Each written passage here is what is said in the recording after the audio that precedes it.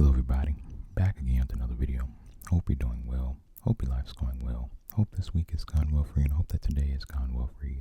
Today is Tuesday, April the 15th, 2025. It's about 8 o'clock a.m. Central Standard Time, and I hope that y'all are having a wonderful Tuesday. I hope you've had a wonderful week, and I hope it's been a productive and non-stressful week for you, of course. Today is tax day. Today is April 15th. Taxes are due today. So, yeah, if you haven't paid your taxes, you need to do those today. Preferably right now, just so you don't forget, And so, yeah, we all have to pay these taxes. And yeah, gotta pay them taxes. Your tax money goes to a lot of different things. A lot of things that people may or may not approve of. Roads, bridges, infrastructure, other things as well. I'm sure people would approve of their tax dollars going towards roads and infrastructure. I would argue that not enough money goes towards roads and infrastructure. I mean, have you seen the potholes out here? I mean, we're talking all over the United States. I'm not even talking about a specific city or state. These roads are horrible. These roads are horrible. Especially when you go into the inner city. I do find that when I'm in a suburb or a place where, just a place in general that's taxed higher,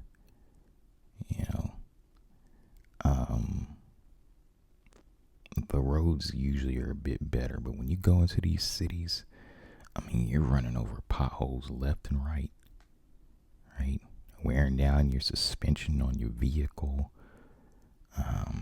It's bad. I think more money needs to be put towards roads and bridges, but it's not. Not enough money gets allocated towards that. It's allocated towards other things.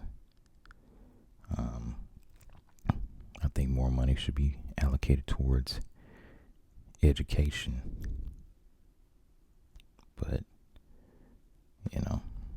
again, it kind of depends on where you live. But overall, I don't think enough money gets put towards that. We got enough money. They could put trades back into school, but, look, if they wanted to fund something like this, they would. I don't believe when they just be like, oh, we just don't have enough money to do it. No, you can take something, you can take the tax dollars out of something that is unnecessary and put them towards something that'll actually help the future generations, such as putting trades in the schools, just different things like that. The roads, the bridges, right? Things that would help society. I don't think enough of our tax dollars are put towards things that help society. They allocate a lot of tax dollars towards things that are truly unnecessary. That's a whole nother video, though. We're just getting started here. So, as you can see, the background is my apartment again. Once again.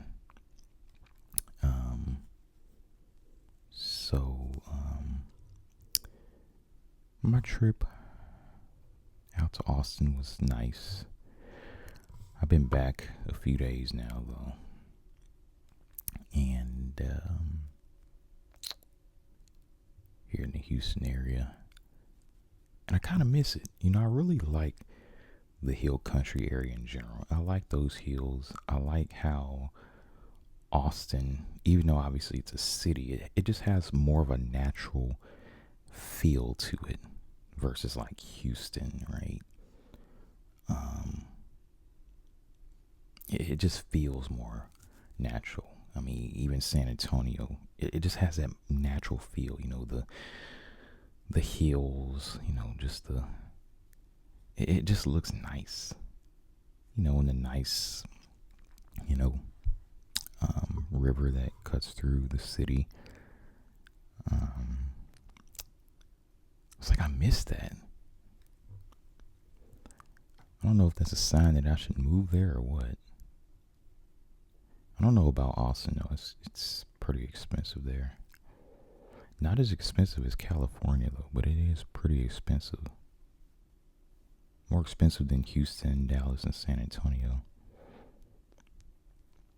But the thing about Austin is a lot of people like it because I've heard it.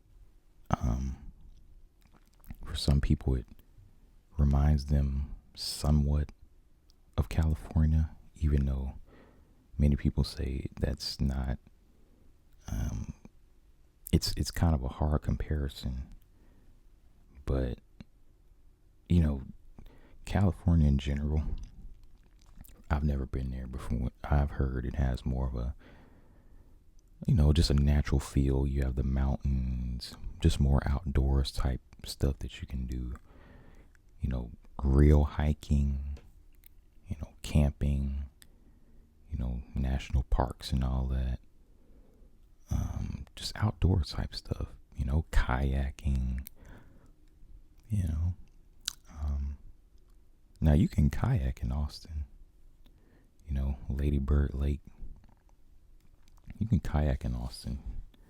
I don't know anywhere in Houston where you can really kayak like that. But in Austin, you can do that. Kayak. There's places, especially you go out west past Austin where you can, hike.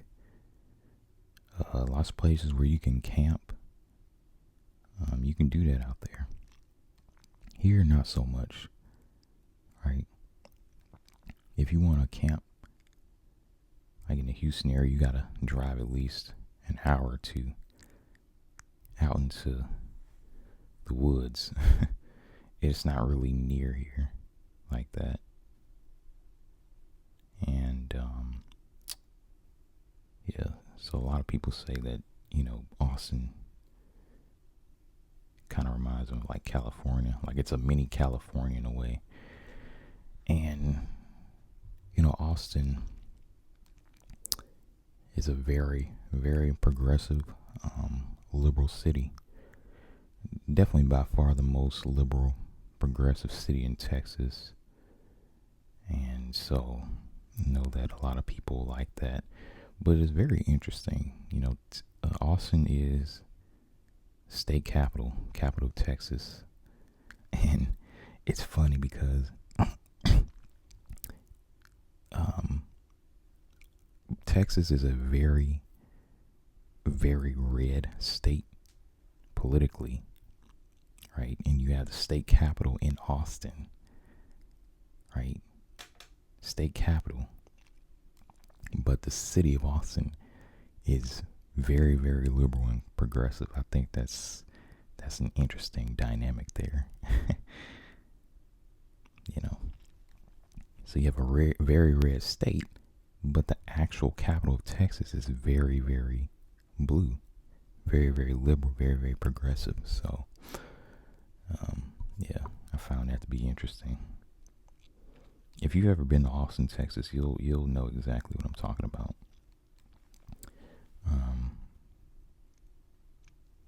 And if you're somebody that likes to party, have fun and stuff, Austin has that too, especially 6th Street. I'm sure some of y'all know about 6th Street, downtown Austin. Some of y'all know about it. Y'all know about it. I'm not much of a partier, so I don't really care, but you know. But anyway, I liked it out there.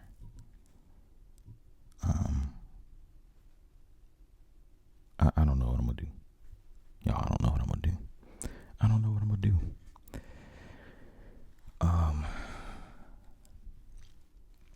But anyway, let's talk about what I really want to talk about. Enough of the rambling. You know, why is it so hard for people to say no in this world? The word no. The word no. It's a 2-letter word. N-O. It's one of the easiest words to say. It's 1 syllable. No. So many people struggle to say this word, though. Why is that the case?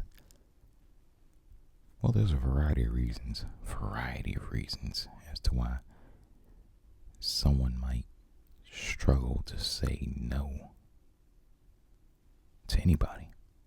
Friends, family, partner, relationship partner, random strangers, anybody. Anybody. This word can be very difficult to tell someone. But I'll tell you right now, you need to learn how to say no. Because there's many instances, I know there's many instances where you want to say no. But it's like, you don't want to hurt someone's feelings. You don't want to cause an issue. Example.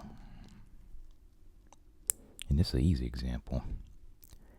You got a so-called friend is always asking for money. They're always asking to borrow $20, $30.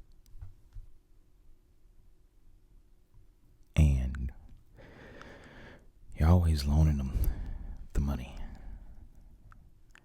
Now you know this person works a job, right? You know this person is in a relationship. Their partner works, so they're likely able to split bills. But yet and still, they're still asking you for $20 or $30 every few weeks. I need some money. And then here's the kicker. They're always late paying you back. They say they're going to pay you back in a week. Yeah, they say they're going to pay you back in a week. You know. But then they don't do it. They take 2 or 3 weeks to pay you back.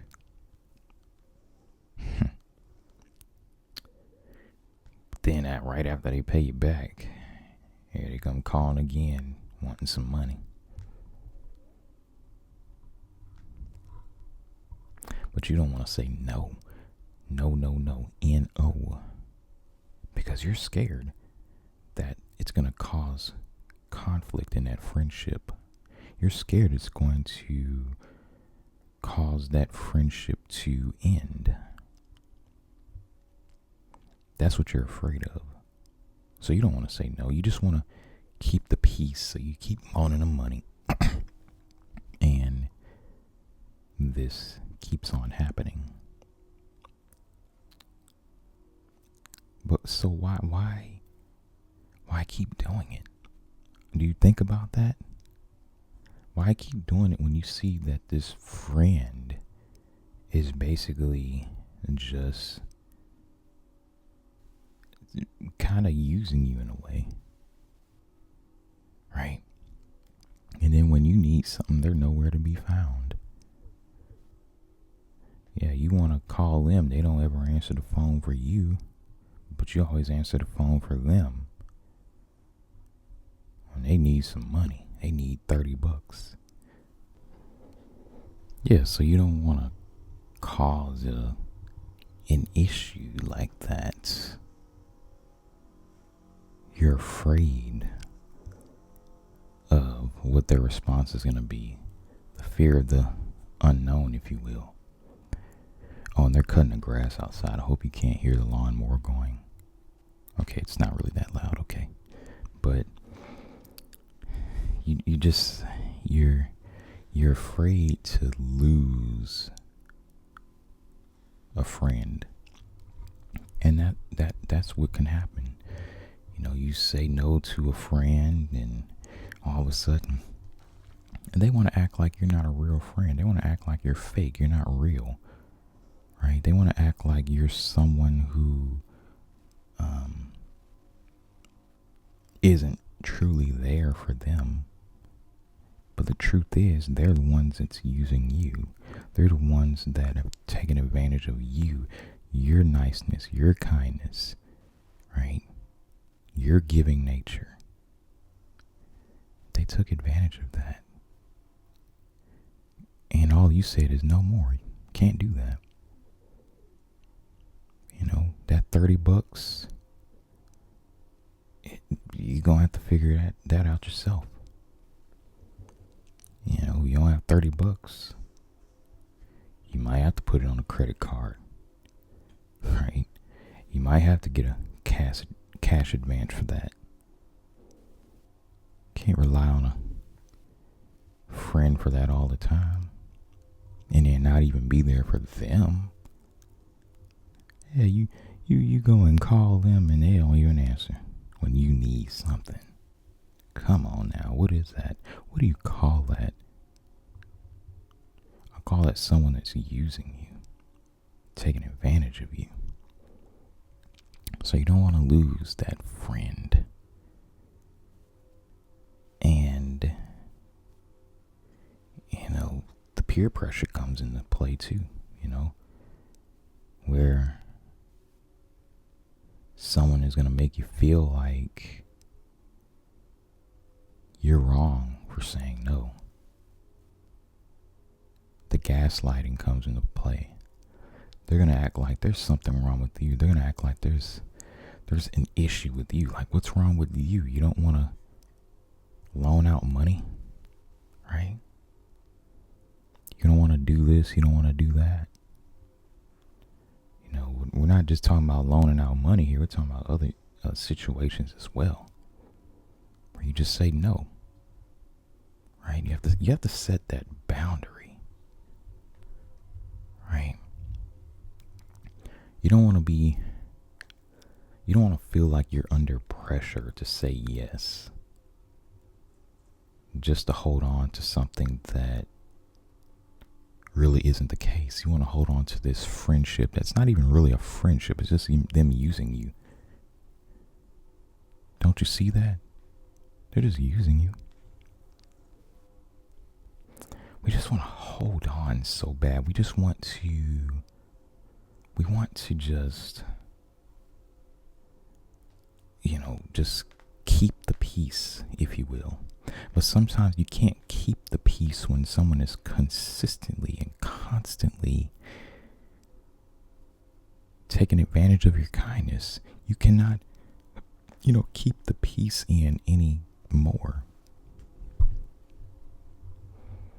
You have to raise up. You have to rise up.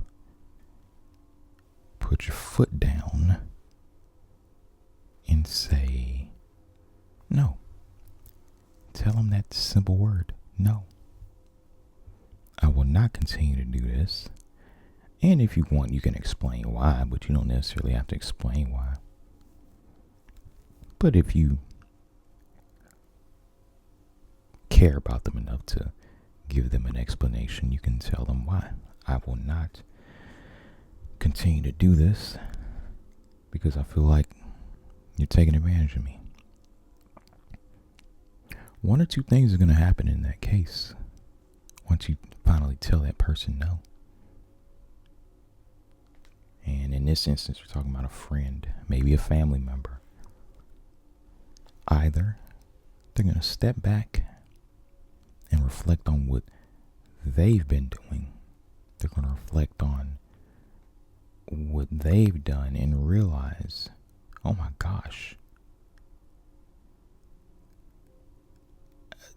I've been taking advantage of this person and I didn't even realize it. I've been using this person and I didn't even realize it. And they're going to apologize. They're going to say, I'm so sorry. You know, I strive to be a better person towards you. How can I repay you? That relationship might be saved in that case. But on the other hand, what can happen too is, and this happens a lot of times, the conflict starts, the gossiping starts, the gaslighting starts. They're going to act like there's something wrong with you. They're going to get defensive. And they might cut you off. They might say, oh, you're not a real friend. I'm not going to talk to you anymore. You know what I say to that situation? Good. Because you wasn't a real one anyway. You weren't a real one anyway. And they did you a favor. Yeah, they did you a favor. They removed themselves out of your life when they should have did that anyway. They were the ones that were a burden on your life anyway, so they did you a favor. If you really think about it, they did you a favor. They did you a favor.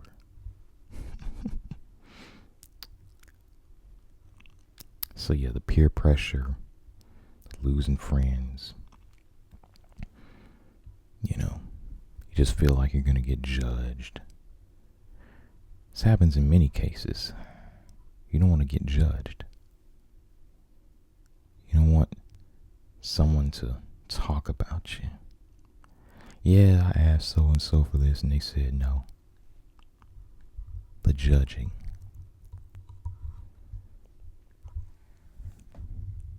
You care about other people's feelings. You also don't want to be seen as a mean or rude person. But you're not mean for putting your foot down and saying no. You're not rude for putting your foot down and saying no. You're just being someone that is standing up for themselves.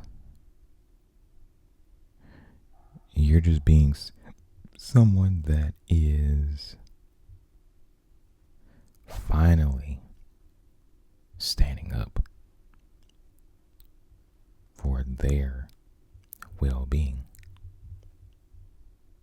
For your own well-being, I mean. Right? There's a lot that goes into saying no. Boundaries. You gotta set boundaries.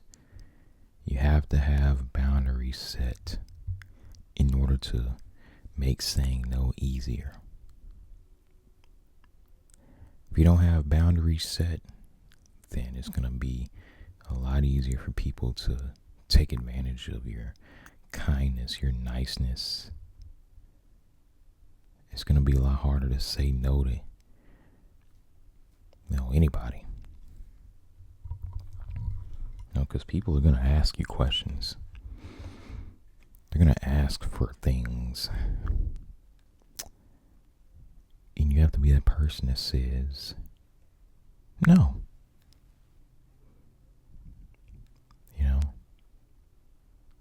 That's just what it comes down to, guys. No. You can be polite. No, thank you. No, that's okay. No, I so and so. But the key word in there is no.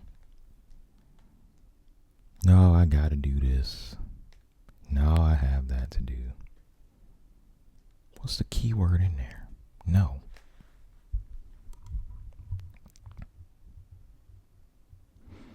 The more you say no, the easier it is to say no. You do realize that, right? First few times be difficult, but as you say it more and more, it'll become easier.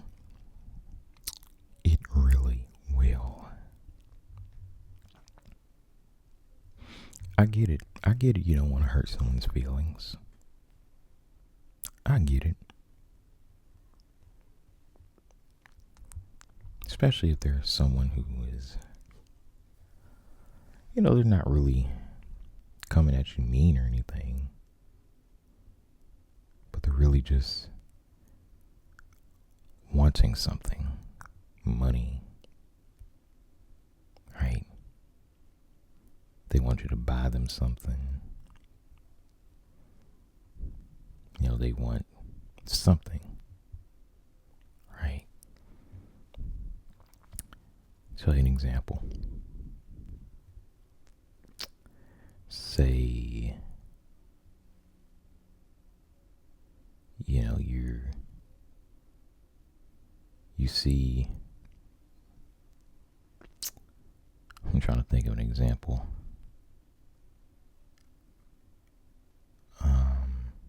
Trying to think of one. Give me a second. Say,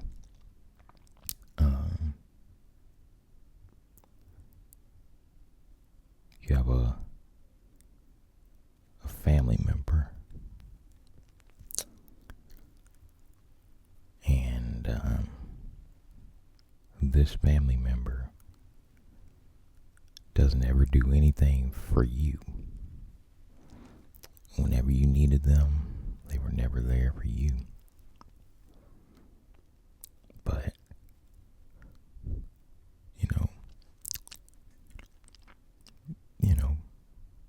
years go by, and they want you to be there for them. Right? Whether it's spending time with them, giving your energy to them,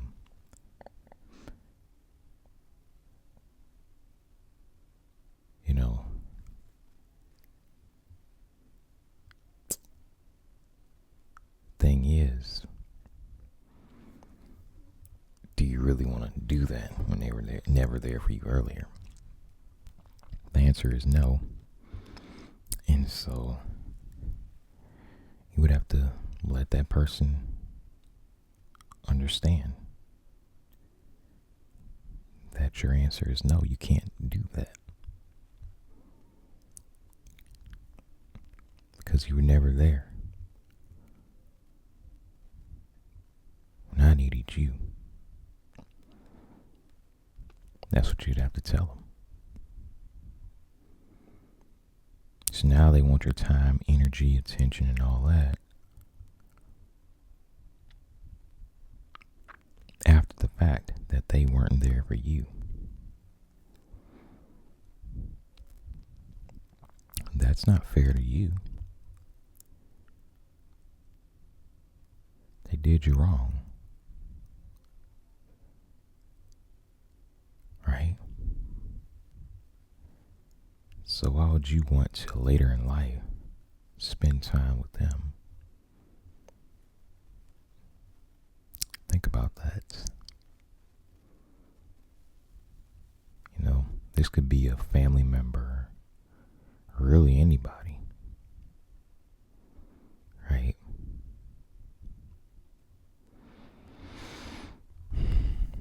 Boundaries. You have to set boundaries. And I get it. You don't want to hurt someone's feelings. You don't want to hurt someone's feelings, right? And I just thought of another example. Say a guy asks a woman out on a date. She doesn't want to go out with him. She may not say no straight up because she doesn't want to hurt his feelings. Maybe he was a nice guy or whatever. Approached her respectfully and everything. And because he was so nice, she might tell him that she's in a relationship already, or something like that. She won't necessarily say no straight up, but she wants to tell him no. But I think it's better in a way for him to understand the real answer, which is no. In a way, thinking about that situation, she is telling him no, but indirectly. But, nah, no thank you. It's probably the best answer. Just so he understands, no. It'll make it easier for the woman to say no. And for the guy, he'll understand, hopefully. Now look, I understand there are situations where some guys can't take no for an answer. Unfortunately. And so that's why there's some women that'll just say something like, they're in a relationship or something like that, just so the guy can go away. I understand that. But, just in general, I would just say, have boundaries set and don't be afraid to say no. Don't be afraid to say no. That's the real answer. That's the honest answer. No is the answer. No, thank you. No, that's okay. Nah, but I appreciate it though. You can be polite about it.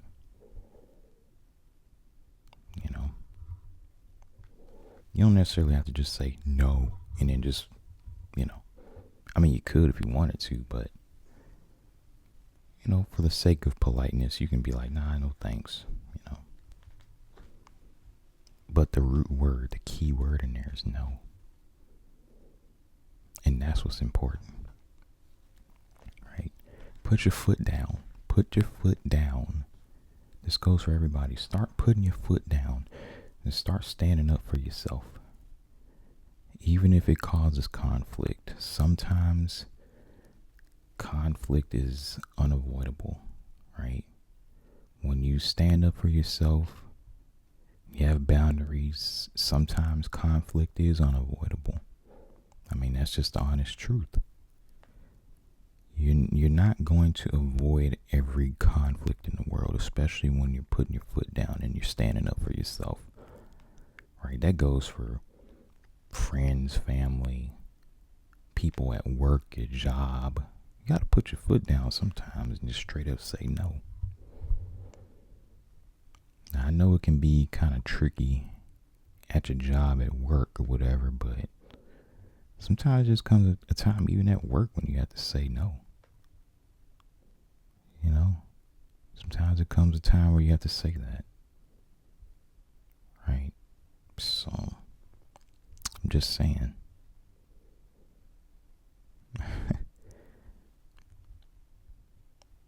So, but, let's see what time it is. Okay. Let's see. But yeah, that's pretty much all I had to say.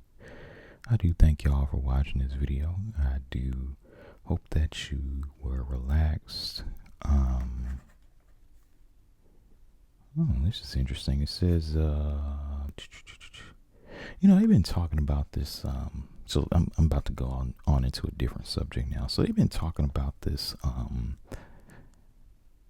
this bullet train between Houston and Dallas for, I swear it's been like over a decade now, from what I've heard. I remember hearing about them potentially building like a bullet train between Houston and Dallas since I was a kid. And here it is, I'm an adult now. They still haven't even started on this thing. They've been talking about they were going to do it. And then, because now I see a notification that says it's hit a new snag in funding after initial green light from U.S. government.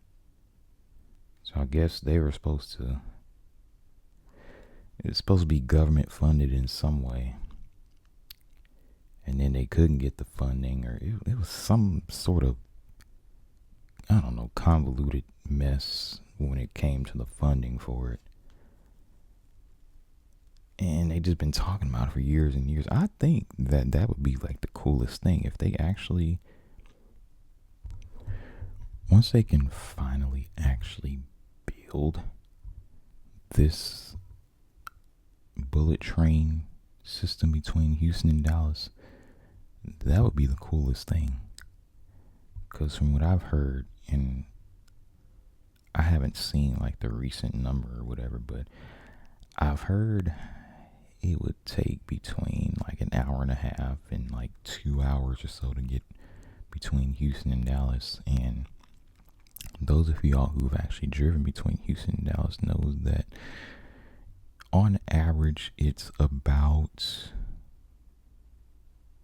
it's usually between about 3 hours and 30 minutes and 4 hours, kind of depending on where you are starting from and, you know, where you're ending at in the next city. And so it would be cool to actually get between those two cities in an hour and a half to 2 hours. So, I mean, it depends on how fast it's going, of course. I mean, those numbers could be different because the speed could be different. So, but that's what I've heard before, like a long time ago. But that would be cool. That would be cool if they actually finally build it, you know, of course. But yeah, I think that they should build bullet trains between all the major cities in the United States, right? I mean, think about it. That would actually help the traffic, and that would actually, that would be something that, you know, it would, well, I don't know if it's going to be, well, if it's government funded, then I'm sure that the government is probably going to be, getting revenue from it. And I was going to say, I mean, that could be a revenue generator for the government. You know, if they're willing to put in the initial investment in actually building this system, right?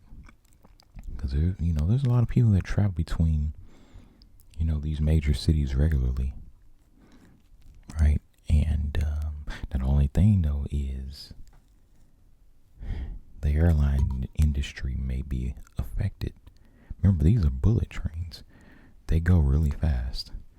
And so there's going to be people that would opt to take a really fast train versus flying. You know, because I'm pretty sure to get on these trains, you know, you don't have to go through TSA and all that. Or do you? You never know. They might have it set up the same way they have it set up at an airport, where you get all your stuff searched and, you know, you got to do all that type of stuff. Go through TSA. You never know. It might be the same process, but I don't know. But I think it would be a cool option, but I think that a lot of airlines wouldn't like, you know, a bullet train system, you know, throughout the United States. We will see. We will see. We know that this government is in, what is it, $36 trillion of debt now, or approaching $36 trillion of debt. or have we surpassed $36 trillion of debt? I lost track. This country is going up in debt so fast you lose track, and then they already done went up in debt by another $1 trillion. So we'll see if they can actually get this thing going. But anyway, I thank you all for watching, and I hope that you enjoy the rest of your day.